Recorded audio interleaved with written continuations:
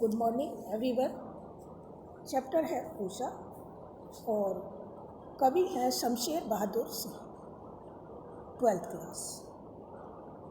अब मैं आपको शमशेर बहादुर सिंह का जीवन परिचय बताऊंगी संक्षिप्त। थोड़ा सा उनके विषय में आपको ज्ञान होना आवश्यक है। शमशेर बहादुर जी का जन्म 13 जनवरी 1911 को देहरादून उत्तर प्रदेश में हुआ था।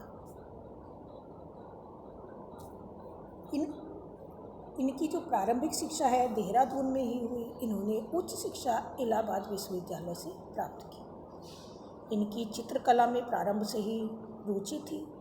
इन्होंने चित्रकार उकील बंधुओं से भी काफ़ी चित्रकारी सीखी और इन्होंने सुमित्रानंदन पंत के पत्र रूपाप में भी कार्य किया।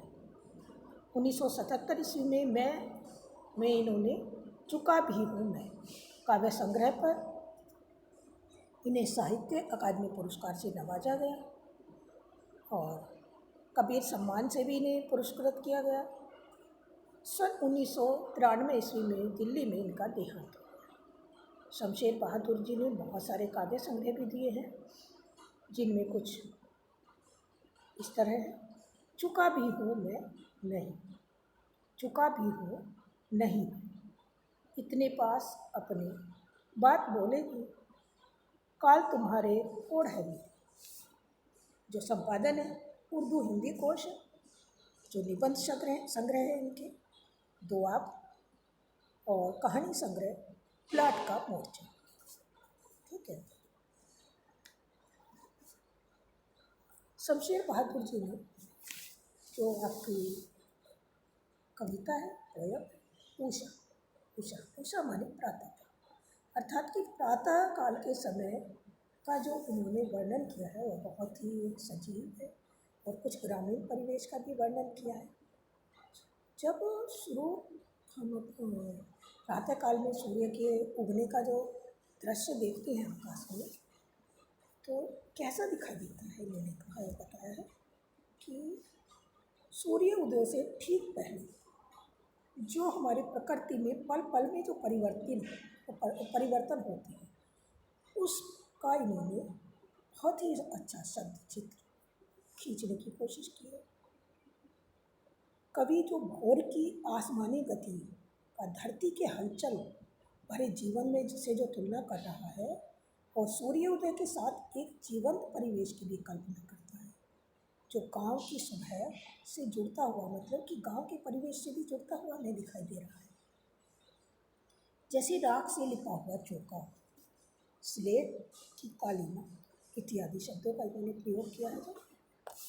कवि कहता है कि सूर्योदय से ठीक पहले आकाश का रंग गहरे नीले रंग का होता है तथा वह सफ़ेद शंख सा दिखाई देता है।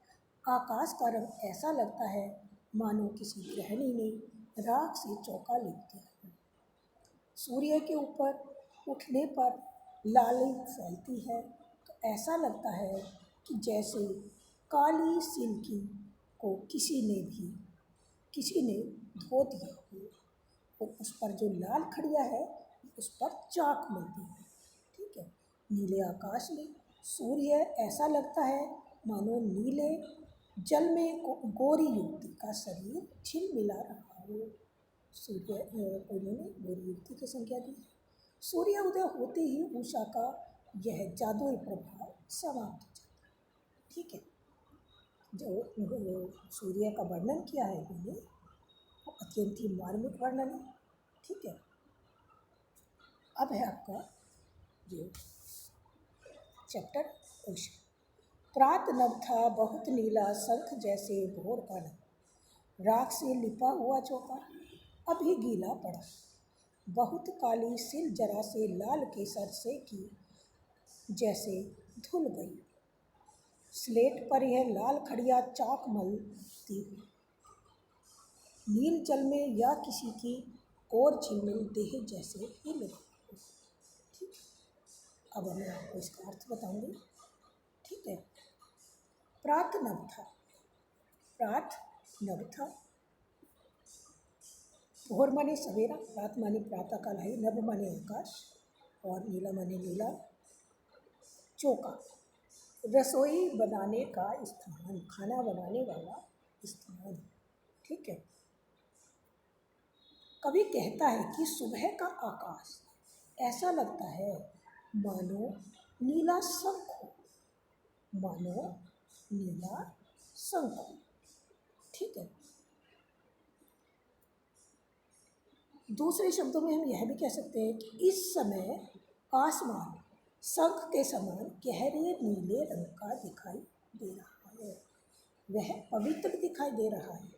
वातावरण में नमी प्रतीत होती है, प्रातः का समय है क्योंकि, और सुबह सुबह आकाश ऐसा लगता है मानो कि कोई गीला चौका हो। यह चौका नमी के कारण गीला हो गया है।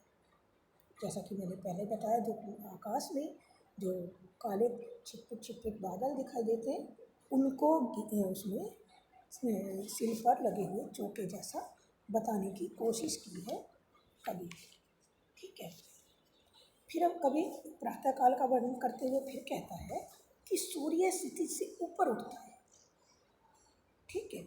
सूर्य क्षितिज से ऊपर उठता है कि जो हल्की लालिमा की रोशनी फैल जाती है, बहुत काली सी जरा से लाल केसर से की जैसे खिल गई। ठीक है। कवि कहता है कि सूर्य क्षितिज से ऊपर उठता है और हल्की लालिमा चारों तरफ फैल जाती है। ऐसा लगता है कि काले रंग की जो सिल्क को लाल केसर से धो दिया हो। जब सूर्य की जो लालिमा फैलती है और काले जो बादल होते हैं, जब उस पर उसकी सूर्य की परछाई पड़ती है, तो ऐसा लगता है कि वह लाल केसर से धो दिया हो। अंधेरा काली सिर तथा सूरज की लाली केसर के समान लगती है। जो अंधेरा है सो प्रातःकाल थोड़ा जो हमें दिखता है, जो सूर्य उदय होने लगता है, तो जो अंधेरा काली सिर तथा सूर्य की जो लालिमा है वह केसर के समान दिखाई दे रही है। इस समय ऐसा लगता है कि काली स्लेट पर किसी ने लाल खड़िया या चौक मल दी हो। अंधेरा काली स्लेट के समान वह सुबह की जो लालिमा है वह लाल खड़िया की चौक के समान दिखाई दे रही है। किसको? कवि को।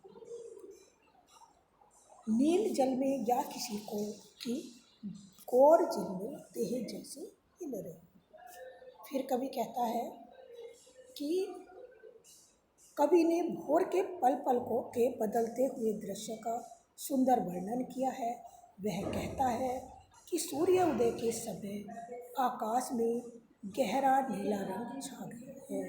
सूर्य की जो सफ़ेद आभा दिखाई देने लगती है, ऐसा लगता है कि मानो कोई गौर झिलमिल, मतलब जैसे कि गौरी सुंदरी की देह नीले जल में हिल रही है। वो नीला आकाश है क्योंकि, और जो उसमें जो दिखाई दे रहा है उसे गौरी छिपड़ो जो सफ़ेद रंग के बादल है, जैसे कि गौर युवती का या गौर सुंदरी का, गौरी सी सुंदरी का की देह हिल रही है उस नीले जल में।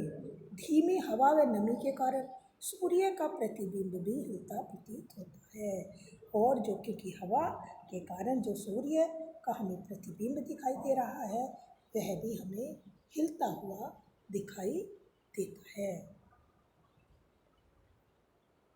जैसे हिल रही हो। और जादू टूटता है उस ऊषा का, अब सूर्य उदय हो रहा है। और जब वह धीमी हवा व नमी के कारण सूर्य का प्रतिबिंब हिलता सा प्रतीत होता है, तो कुछ समय बाद जब सूर्य उदय संपूर्ण रूप से हो जाता है, तो उषा का जो पल पल बदलता सौंदर्य था वह एकदम समाप्त हो जाता है, और ऐसा लगता है कि जैसे उषा का जादुई प्रभाव सब धीरे धीरे समाप्त हो गया है। ठीक है।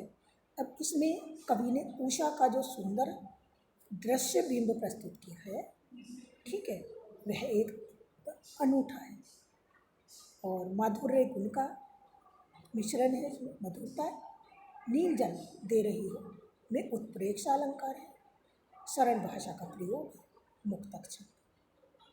ठीक है। अब मैं आपसे क्वेश्चन पूछूंगी, उषा का जादू कैसा है। क्वेश्चन नंबर 1, उषा का जादू कैसा है। इनके आंसर आप मुझे देंगे।